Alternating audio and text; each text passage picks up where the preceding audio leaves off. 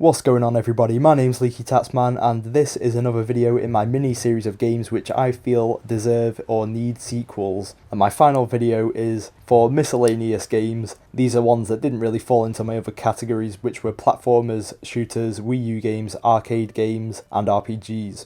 So we've got quite a wide variety of genres within this category, but the end result is always the same. They're games that I feel should be carried on in some form. And to start things off, I'm going to go with a game that I know will be popular for anyone that's played it, but only a handful of you will have played it, and that is Blast Corps. Blast Corps was a game released by Rare back on the N64, and in many ways it's like a one-of-a-kind game because there was nothing like it before and there's been nothing like it since. Essentially, you control different vehicles to do missions, but it's almost like playing with toy cars. You use bulldozers to flatten buildings and stuff like that, and there was a massive variety of stuff to do. It was really quite a bizarre game, but just like anything Rare did in the N64 era, it was awesome. And to be honest, even if we just got a HD remake of the original on Xbox Live Arcade, I'd be really happy because it was just a great game to play. It was a blast. No pun intended. Alright, maybe a little intended. But definitely, Blast Corps, check out the video. You might be disappointed from what I've said, but I know a lot of people, myself included, had a great time with this game. Okay, another game that I think deserves a sequel is Discworld. Now, Discworld is a game based on the book of the same name by Terry Pratchett, I believe. It's a point-and-click adventure game. There were 3 made, I believe, and it just had all those ingredients that made a great point-and-click game. It had a fantastic setting, it had this dreary atmosphere that still felt kind of light in its own way. It had a wonderful sense of humour, it was a really funny game. The voice acting was top-notch. The puzzles were always pretty difficult, but never too hard, to the point where you just wanted to quit. It's just one of those games that I can go back to and play through it all again and just love it as much as I did the first time, which for a game as linear as a point-and-click adventure is pretty phenomenal. So another Discworld game, back in 2D. I always think these games are better in 2D.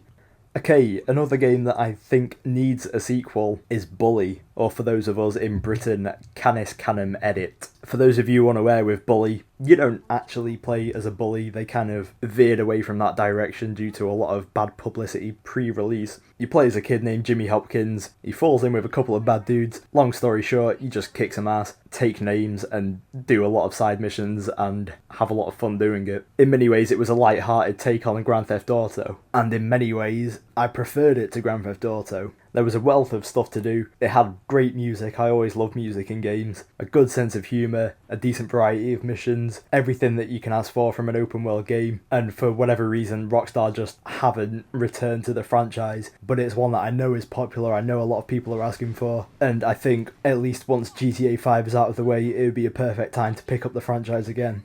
Alright, another game that I feel needs or deserves a sequel is Shenmue. Now, Shenmue was, in essence, an adventure game. It combined a lot of different genre elements and it did them all pretty damn well. And for the time on the Dreamcast, it was revolutionary, really. The only thing that is stopping a Shenmue 3 happening is the fact that the first 2 games cost so much to make. I believe the first one was the highest costing game of all time. That might not be the case anymore, but it was until recently at least, which is pretty phenomenal when you think about it. But again, this is one with a massive following. And the closest we've got to a spiritual successor even is Yakuza, which are great games, don't get me wrong, but the original 2 Shenmues had just this aura about them that just felt like magical games, I guess you could say.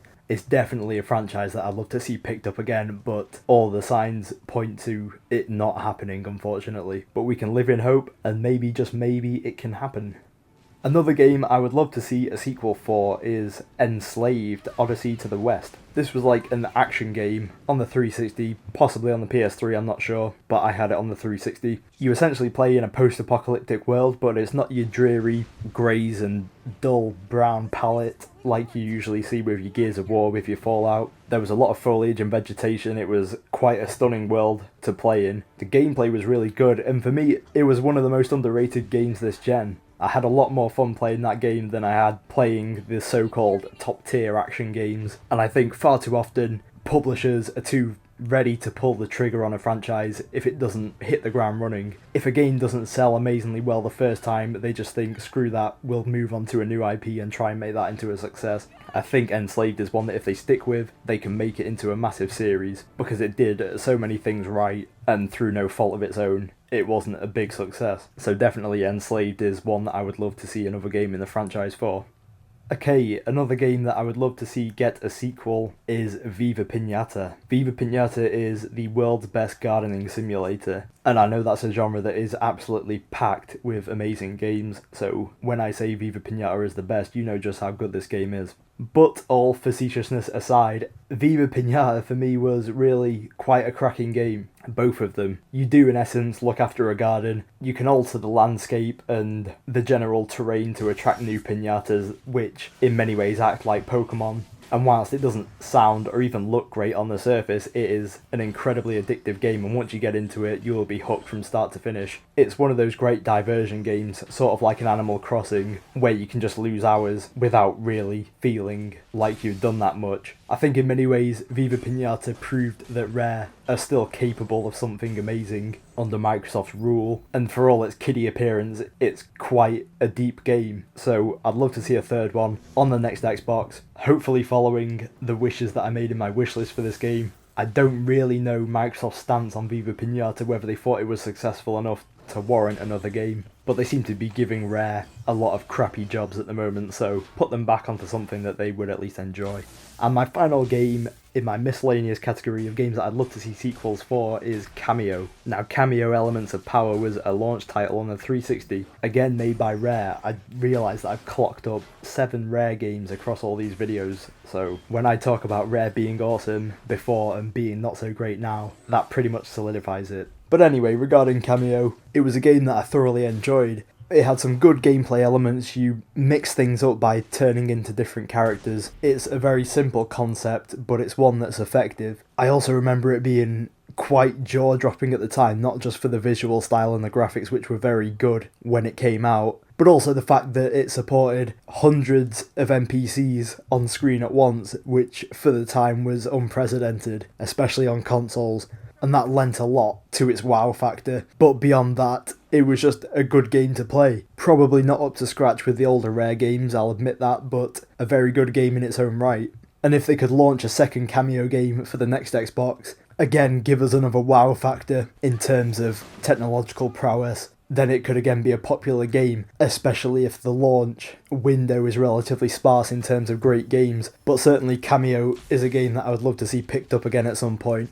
Alright, so there you have it, every single game that I would like to see a sequel for in the miscellaneous category.